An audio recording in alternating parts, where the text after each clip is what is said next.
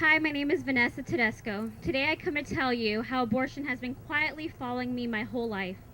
At one point, it tried taking my own life. It was during a youth group meeting at the age of 16 that my mother revealed that she was considering having an abortion when she found herself unmarried, in college, and pregnant with me. What saved my life was a school paper on social issues.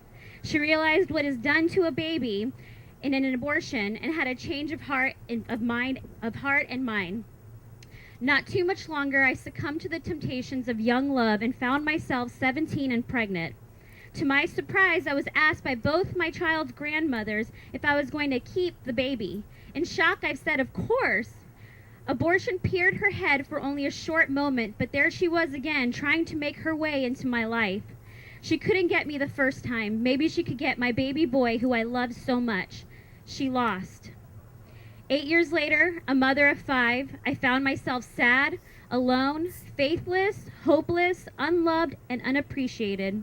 I was still a young mother, and from my window looking out into the real world, I convinced myself that there was actually a better way out there. That meant leaving my marriage and assuming that as long as I was happy, my kids would be fine.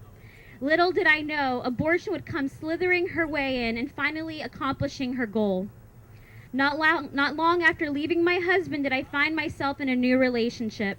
The euphoria of my new love brought a sense of freedom. It made me believe that I must be doing the right thing. I had my husband begging to have me back and a new boyfriend that put me on a pedestal. Being desired in that way can be intoxicating, and just like any drug, it clouds reality and will make you do things you didn't think you were capable of. Not much longer, and I would find myself pregnant by my boyfriend and still married to my husband. At first, I was okay with it, but as I felt like I was losing control of what I thought were options in my life, abortion made her way into my life again. She promised me more choices. She promised me relief. She promised me that I wouldn't have the tangible proof of my transgressions, and she promised me that life could go back to what it was. I was panicking, so I listened. I made my way to Planned Parenthood. I had never heard of a pregnancy crisis center, nor did I know there was an active pro-life movement that could help guide me in my decision. I was always aware of what abortion entailed, but in my panic, I managed to forget, along with the developmental stage of my baby. I was 11 weeks pregnant. I spoke with the nurse, or at least someone in scrubs. As tears ran down my cheeks, I told her my situation and specifically said, "I believe in God and I feel this is wrong." Suddenly, abortion had a tangible face and an audible voice. She told me she didn't believe in God, but if she did, that she believes that He would understand. I already had 5 kids.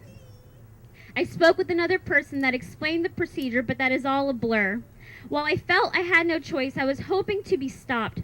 Abortion had a monetary price, and in order to kill my baby would be a grand total of $600 for her life. I knew that I could not afford that, and I proceeded to walk out only to be stopped by the initial woman in scrubs. She could reduce the cost to $300. I settled killing my baby at $300. I came in the next morning. The doctor or nurse who came in never introduced herself. An ultrasound was started, and I wanted to see the image of my child so I could have my mind changed. And as I peered my head up, she quickly turned the monitor away. Abortion won. She finally won her battle over me, and the casualty was my daughter.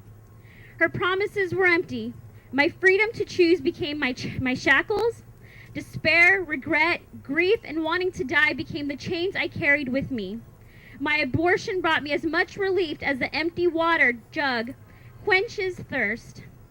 The tangible proof of my affair was ripped out of my body, yet her existence remained. Abortion lied when she said my life could return to the way it was. As my life further spun out of control, abortion left and took her promises with her.